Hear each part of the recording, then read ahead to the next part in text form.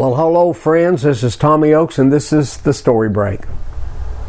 I'm going to start this story by saying once upon a time, but I want you to know it's a true story. Once upon a time there was a poor Scottish farmer whose name was Fleming.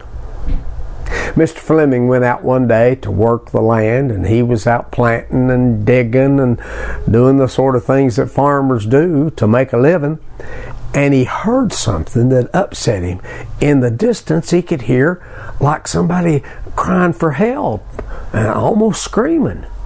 So he went running across the hills, and eventually down in the valley he found a bog, and in that bog there was a young boy who had stepped off into what looked like quicksand, and he was up to his neck and sinking fast.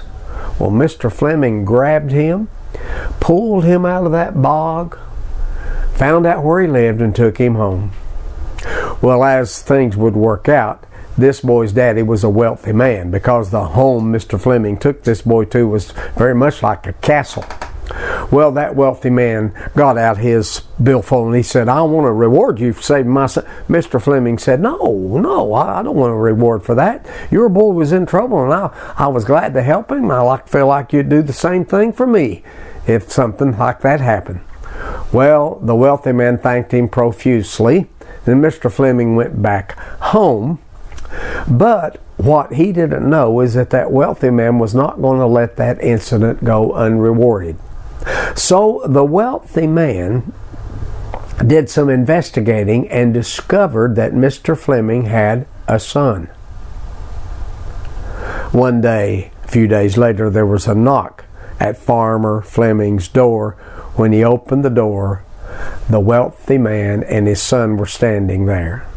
And the wealthy man said, "Look, you have helped my son.